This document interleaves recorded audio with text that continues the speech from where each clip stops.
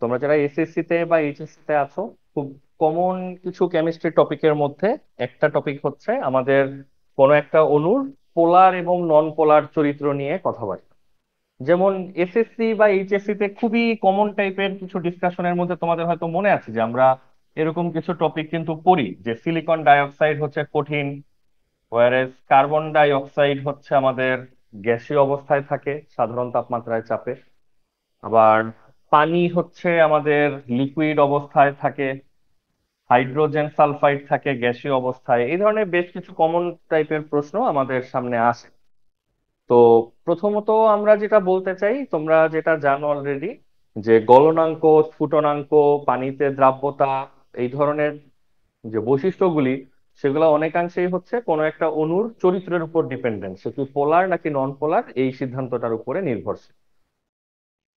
কোনো একটা অণু, এইটাকে আমরা তাদের পোলারিটি, পোলারিটি কথাটার মানে হচ্ছে, পোলারিটি শব্দটা আসছে পোল থেকে, যে অণুগুলোর মধ্যে প্লাস এবং মাইনাস প্রান্ত তৈরি হয় বা তৈরি হওয়া সম্ভব, আমরা সেই অণুগুলোকে পোলার অণু বলি। তো কোনো একটা অণু, তার মধ্যে এরকম কোনো প্রান্ত বা পোল তৈরি হবে কিনা তার ভিত্তিতে এটাকে আমরা পোলার অথবা হচ্ছে অপোলার বা নন পোলার, এরকম দুইটা ভাগে এগুলোকে আমরা ভাগ করছি। তো কোনো একটা অণু পোলার কিনা বা কোনো একটা অণু নন পোলার কিনা এটা কিভাবে চেক করে? তো এসএসসি লেভেল থেকে আমাদেরকে যেটা জানানো হয়, যে কোনো একটা অণু সে পোলার বা নন পোলার কিনা এটা বের করার দায়িত্ব দেওয়া হয় ইলেকট্রোনেগেটিভিটি বা তড়িৎ ঋণাত্মকতার পার্থক্যের উপর।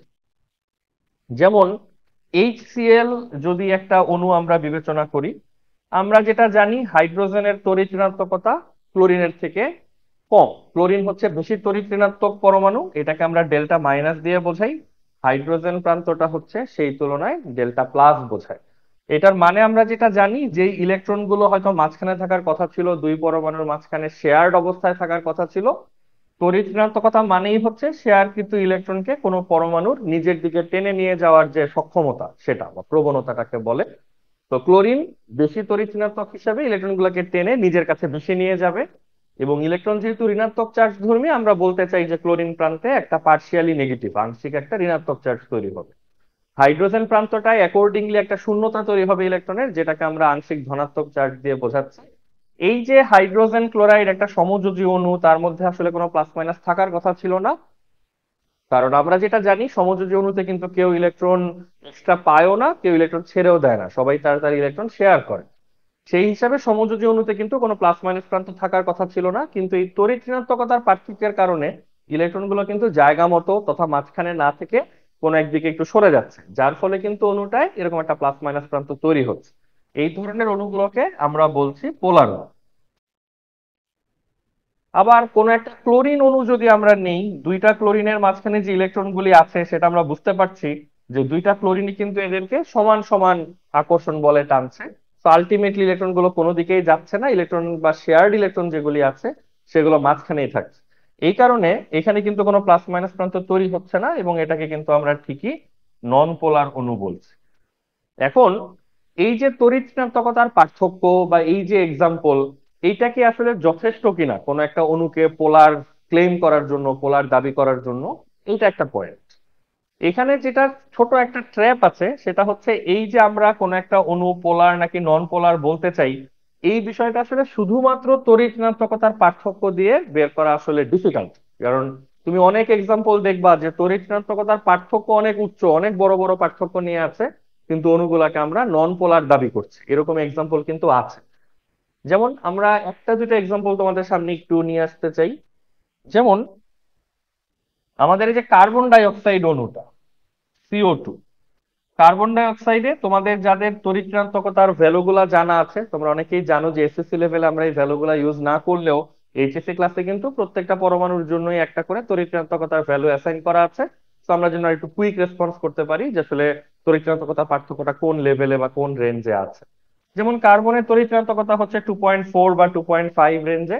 আর আমাদের অক্সিজেনের তড়িৎ ঋণাত্মকতা খুবই উচ্চ তড়িৎ ঋণাত্মক মৌল, এটা এটা হচ্ছে 3.5 রেঞ্জে। তাহলে কার্বন আর অক্সিজেনের মধ্যে তড়িৎ ঋণাত্মকতার পার্থক্য আমাদের আসছে মোটামুটি ভাবে 1 এর কাছাকাছি। এখন এইটা হয়তো আমাদের অনেকের জানা আছে যে তড়িৎ ঋণাত্মকতার পার্থক্যটা মোটামুটি ভাবে 0.4 বা 0.5 এর দিকে চলে আসলেই, তারপর বা তার থেকে যদি বেশি হয় তখনই অণুগুলাতে দৃশ্যমান প্লাস মাইনাস সাইড কিন্তু জন্ম হতে থাকে। সেই হিসাবে কার্বন ডাই অক্সাইডে কিন্তু যে দুইটা পরমাণু আছে তাদের তড়িৎ ঋণাত্মকতার পার্থক্য কিন্তু বেশ উচ্চ, ওয়ানের কাছাকাছি চলে আসছে। তাহলে কথা হচ্ছে কার্বন ডাই অক্সাইডকে আমরা পোলার অণু বলবো নাকি নন পোলার অণু বলবো, এই ব্যাপারে তোমাদের মতামত কি? তো তোমরা হয়তো এই উত্তরটা আগে থেকেই জানো, কারণ বেশ কিছু প্রশ্নের উত্তর সলভ করতে যে ইতোমধ্যে তোমাদেরকে এই ধরনের তথ্য সামনে পড়তে হয়েছে। কার্বন ডাই অক্সাইড, তুমি যদি এই ধরনের তড়িৎ ঋণাত্মকতা বা এই ধরনের ইনফরমেশন ফলো করো, তোমার এটাকে অবশ্যই পোলার বলতে ইচ্ছা করবে, কারণ তড়িৎ ঋণাত্মকতার পার্থক্য কিন্তু বেশ অধিক। তো কার্বন প্রান্তটা প্লাস, অক্সিজেন প্রান্তটা পার্শিয়ালি মাইনাস, আংশিক নেগেটিভ, এরকম তোমার বলতে ইচ্ছা করবে। But interestingly carbon dioxide কিন্তু পোলার অণু না, কার্বন ডাই অক্সাইড কিন্তু একটা নন পোলার অণু। এবং তোমরা যারা সিলিকন ডাইঅক্সাইড কঠিন পদার্থ, কার্বন ডাইঅক্সাইড গ্যাসীয় পদার্থ, এই ধরনের প্রশ্নের উত্তর সলভ করেছো, সেখানেও দেখেছো যে কোনো ধরনের ব্যাখ্যা বিশ্লেষণ না করে হয়তো ডিরেক্টলি কার্বন ডাইঅক্সাইডকে নন পোলার অণু হিসেবে অলরেডি দাবি করা হয়েছে। এরকম আরো একটা এক্সাম্পল যদি আমরা তোমাদেরকে দেই, যেমন বোরন ট্রাইফ্লোরাইড, এই ধরনের অণুর সাথে তোমার হয়তো খুব বেশি যোগাযোগ নাই, বাট আমরা যখন এক্সাম্পল হিসেবে নিচ্ছি এটা তুমি দেখতে পারো। বোরনের তড়িৎঋণাত্মকতার ভ্যালু হচ্ছে 2.0। আর ফ্লোরিন তোমরা হয়তো জানো, আমাদের পূর্ণ পর্যায় সারণীতে ফ্লোরিন হচ্ছে সবচেয়ে বেশি তড়িৎঋণাত্মক মৌল, 4.0 ভ্যালু নিয়ে এসে থাকে। তাহলে বোরন ট্রাইফ্লোরাইডে বোরন আর ফ্লোরিনের তড়িৎঋণাত্মকতার পার্থক্য কত দাঁড়াচ্ছে? অলমোস্ট 2। এটা কিন্তু ইনক্রেডিবল একটা ডিফারেন্স, বিশাল ডিফারেন্স। তো তোমার বোরন ট্রাইফ্লোরাইডকে শুধু পোলার না, তোমার প্রচন্ড পোলার বলতে ইচ্ছা করবে।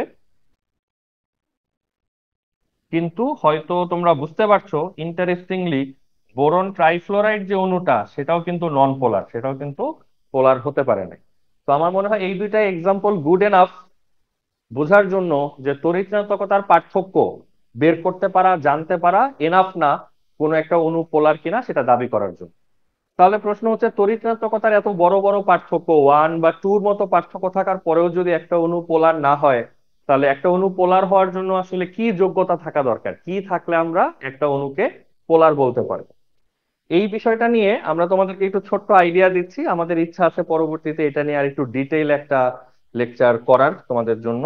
তো আপাতত আমরা এই প্রবলেমগুলো কিভাবে সলভ করে সেটা নিয়ে একটা ছোট্ট ডিসকাশনে যেতে পারি। সাধারণত আমরা যে পোলার নন পোলার কথা দাবি করি, যে আমরা যে পোলার বলি বা নন পোলার বলি, এবং তড়িৎ ঋণাত্মকতা দিয়ে আমরা যে জিনিসটা বের করার চেষ্টা করি, প্রথমে যেটা ব্যাপার যে একটু ভালোভাবে খেয়াল করতে হবে আমরা কোন বিষয়টাকে এবং কোন জিনিসটাকে পোলার বা নন পোলার দাবি করার চেষ্টা করছি। নর্মালি আমরা আমাদের কেমিস্ট্রি সাবজেক্টে কিছু কিছু ক্ষেত্রে বন্ধনকে হচ্ছে পোলার নাকি নন পোলার সেভাবে অ্যাসেসমেন্ট করার চেষ্টা করি, কোনো একটা পার্টিকুলার বন্ধন সেটা পোলার কিনা বা অপোলার কিনা সেটা আমরা কমেন্ট করি। এবং অনেক সময় আমরা যে টপিকটা নিয়ে ডিসকাস করছি, যে একটা সমগ্র অণু, একটা পূর্ণাঙ্গ অণু, এই পুরো অণুটা পোলার বা নন পোলার কিনা সেটা নিয়ে আমরা কমেন্ট করার চেষ্টা করি। এইখানে এটা লক্ষণীয় ব্যাপার, কোন একটা পার্টিকুলার বন্ধন সেটা পোলার বা নন পোলার কিনা এইটা চেক করার জন্য তড়িৎ ঋণাত্মকতার যে পার্থক্যের বিষয়টা আমরা চেক করি, এটাই যথেষ্ট। তড়িৎ ঋণাত্মকতার পার্থক্য যদি 0.5 বা তার থেকে বেশি হয়, তখনই আমরা একটা বন্ধনকে পোলার দাবি করতে পারি। আর যদি 0.5 বা 0.4 থেকেও কম হয়, তখন এটাকে আমরা পোলার না এরকম দাবি করতে পারি। এটা শুধুমাত্র কোনো একটা পার্টিকুলার বন্ধন, সমগ্র অণুর কথা বলছি না, কোনো একটা বন্ধন পোলার কিনা সেটা আমরা তড়িৎ ঋণাত্মকতার পার্থক্য দিয়েই বের করতে পারবো। কিন্তু যদি একটা পার্টিকুলার বন্ধন না, সমগ্র অণু যেখানে অনেকগুলো বন্ধন থাকতে পারে, তো সবগুলো বন্ধন মিলে আসলে কোন একটা অণু শেষ পর্যন্ত পোলার হতে পারলো কিনা, এটা শুধু তড়িৎ ঋণাত্মকতা দেখলে আসলে হবে না। তড়িৎ ঋণাত্মকতা একটা পয়েন্ট, সেটা দেখতে হবে, কিন্তু শুধু একা তড়িৎ ঋণাত্মকতার পার্থক্য এই টপিকটাকে কন্ট্রোল করতে পারে না। তার সাথে সাথে আর কি কি জানা লাগে, যদি আমরা এক কথায় বলে দেই তাহলে লাগে হচ্ছে ডাইপোল মোমেন্ট। তোমাদের অনেকের জন্য এটা একেবারে নতুন আইডিয়া, তো আমরা এটা ইলাবোরেট করব, সেজন্যই বলছিলাম যে এটার জন্য একটা আলাদা নতুন পুরো লেকচার দরকার। বাট আমরা স্টিল এই প্রবলেমটা কিভাবে সলভ করে সেটা দেখে রাখি। ডাইপোল মোমেন্ট হচ্ছে অ্যাকচুয়ালি টপিক, অ্যাকচুয়ালি রাশি, যেটা দিয়ে আসলে কন্ট্রোল করা যায় যে কোনো একটা অণু শেষ পর্যন্ত পোলার হবে নাকি হবে না। ডাইপোল মোমেন্ট ভালো করে জানার জন্য, বুঝার জন্য, অ্যাপ্লাই করার জন্য আরো যেটা লাগে সেটা হচ্ছে জ্যামিতি লাগে। জ্যামিতি বলতে আমরা এখানে বোঝাই মলিকুলার জিওমেট্রি, অণুর জ্যামিতি। কোন একটা অণুর আকৃতি কেমন, তোমরা অনেকেই জানো যে অণুর এক একটা নির্দিষ্ট আকৃতি আছে, কয়টা পরমাণু তার সাথে কানেক্টেড, কতগুলো ইলেকট্রনের জোড়া সে আশেপাশে রাখে, এগুলোর উপর ভিত্তি করে অণুর আকৃতি থাকে নির্দিষ্ট। শুধু আকৃতি না, নির্দিষ্ট বন্ধন কোণ থাকে তাদের। এই পার্টগুলোকে আমরা বলতেছি অণুর যে জ্যামিতি। এই অণুর জ্যামিতি, তড়িৎ ঋণাত্মকতার পার্থক্য, তার সাথে ভেক্টরের কনসেপ্ট, এই সব কিছু মিলায় মিশায় আমরা যেই মাদার টপিকটা ফর্ম করি সেটাকে আমরা বলি হচ্ছে dipole moment.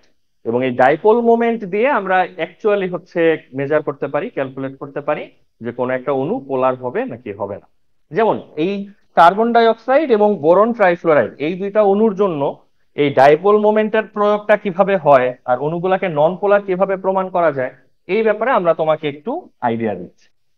Carbon die oxide, প্রথম বিষয় হচ্ছে এটার যে জ্যামিতি। কার্বন ডাই অক্সাইড অণুর আকৃতিটা হচ্ছে সরল রৈখিক আকৃতির, এইভাবে তারা থাকে এবং এই বন্ধন কোণগুলো মোটামুটি 180 ডিগ্রি অ্যাঙ্গেল করেই হচ্ছে তারা মেনটেন করে, একেবারে সরল রৈখিক আকৃতি। যারা এইচএসসি ক্লাসে আছো তারা একটা সময় জানতে পারবা যে এই কার্বনটা হচ্ছে এসপি সংকরায়িত। সংকরায়ন বা হাইব্রিডাইজেশন হচ্ছে একটা টপিক যেটা দিয়ে আমরা এই অণুর যে আকৃতিটা, এটা কি সরল রৈখিক হবে নাকি ত্রিভুজের মতো হবে না কিরকম হবে, এটা আমরা ডিসাইড করি। তো যাদের এই সংকরণের আইডিয়াটা কম তারা শুধু জেনে রাখো যে কার্বন ডাইঅক্সাইড অণুর যে আকৃতিটা সেটা হচ্ছে একটা সরল রৈখিক আকৃতি। এখন আমরা যদি ব্যাপারটাকে এইভাবে দেখার চেষ্টা করি যে এই যে এখানে একটা বন্ড আছে, এই বন্ডটা কি আসলে পোলার বন্ধন নাকি নন পোলার বন্ধন। দেখো কার্বনের তড়িৎ ঋণাত্মকতা একটু আগে আমরা যেটা বলেছি 2.5 এর মতো, যে এখানে অক্সিজেনের হচ্ছে 3.5। তো ক্লিয়ারলি এই অংশটা ডেল্টা মাইনাস, এই অংশটা ডেল্টা প্লাস, তার মানে আমরা কিন্তু দাবি করছি যেটা পোলার। ইন্টারেস্টিংলি পুরো অণুটা পোলার সেটা দাবি করছি না, জাস্ট এই বন্ধনটুকু যে পোলার সেটা বলছি। একইভাবে এই কার্বনটা যদি ডেল্টা প্লাস হয়, এই অক্সিজেনটাও তো 3.5 হওয়ার কারণে এই অংশটাও কিন্তু ডেল্টা মাইনাস, তার মানে এই এতটুকু বন্ধন এটাও পোলার, এই এতটুকু বন্ধন সেটাও পোলার। কিন্তু এজ এ হোল পুরো মলিকিউলটাকে আমরা কিভাবে চেক করব সেটা একটু আমরা দেখে রাখি। তোমাদের ক্লুর জন্য বলছি ডাইপোল মোমেন্ট হচ্ছে বেসিক্যালি একটা ভেক্টরের মতো। এই ভেক্টরটাকে সিম্বলাইজ করা হয় এরকম একটা লেজ কাটা অ্যারো দিয়ে, অ্যারোর শেষে একটু লেজ কেটে দিতে হবে এবং এই অ্যারোটা সবসময় বসানো হয় প্লাস থেকে মাইনাসের দিকে। তো এই লেজ কাটা প্রান্তটা দেখে আমাদের মনে করা উচিত যে এইটা হচ্ছে প্লাসের মতো সাদৃশ্য, তো প্লাসের দিকে এই অংশটা থাকবে, অ্যারোর সূক্ষ্ম অংশটা তীক্ষ্ণ অংশটা থাকবে হচ্ছে মাইনাসের দিকে। এবং ভেক্টরের আমাদের যে কমন কনসেপ্ট সেটা আমরা এখনো ব্যবহার করব, ম্যাগনিটিউড বা মান। বড় মানের ভেক্টর গুলাকে আমরা বড় বড় লম্বা লম্বা তীর চিহ্ন দিয়ে বোঝাবো, আর ছোট ভেক্টর গুলাকে আমরা অ্যাকর্ডিংলি ছোট ছোট তীর চিহ্ন দিয়ে বোঝাবো। তাহলে খুব কুইক আমরা যদি একটা কাজ একটু করে ফেলতে চাই এখানে, দেখো কার্বনের সাথে অক্সিজেনের তড়িৎ ঋণাত্মকতার যে পার্থক্যটা, এটাকে যদি আমরা একটা ভেক্টর দিয়ে বোঝাতে চাই, এইখানে যতটুকু পার্থক্য আছে এখানে তো ঠিক ততটুকু পার্থক্যই আছে, তাই না? 2.5 থেকে 3.5 দুই পাশেই। তো দুই পাশে তড়িৎ ঋণাত্মকতার পার্থক্যটা সেম। এই পার্থক্যের মানটাকে যদি আমরা একটা ভেক্টর সিম্বল দিয়ে বোঝাতে চাই, আমরা অলরেডি জানি কার্বনটা হচ্ছে আমাদের প্লাস সাইড, অক্সিজেন গুলি হচ্ছে আমাদের মাইনাস সাইড। তো দেখো এরকম একটা ভেক্টর এখানে থাকবে, এরকম একটা ভেক্টর এখানে থাকবে। তাহলে দুইটা ভেক্টরের মান আমরা পাচ্ছি সমান সমান, আর দুইটা ভেক্টরের মধ্যবর্তী অ্যাঙ্গেল হচ্ছে 180 ডিগ্রি। এরকম দুইটা ভেক্টরের যখন আমরা রেজাল্টেন্ট বা লব্ধি নেই, সেই লব্ধির ভ্যালুটা কত চলে আসবে বলো তো? 0 চলে আসবে। এইটা হচ্ছে মেইন পয়েন্ট, যখন কোনো একটা পার্টিকুলার অণুতে সবগুলা বন্ধনের এরকম ডাইপোল মোমেন্ট রূপী ভেক্টর গুলো সামেশন যখন আমরা করব, যোগফল যখন আমরা নিব, সবগুলা মিলে যদি 0 চলে আসে, এইটাকে তখন আমরা একটা নন পোলার অণু হিসাবে দাবি করি। তোমাদের জন্য আইডিয়াটা এরকম হবে যে সবগুলা ভেক্টর আসলে একটা একটাকে ক্যান্সেল করে দিচ্ছে। সব ছোট ছোট পোলার অংশগুলো আসলে একটা যদি আরেকটাকে ক্যান্সেল করে দেয়, তাহলে নিট কোনো রেজাল্ট আমরা আসলে এখানে পাচ্ছি না। এই জন্য কার্বন ডাইঅক্সাইড অণুটা ইভেনচুয়ালি একটা নন পোলার অণু হিসেবে কাজ করে।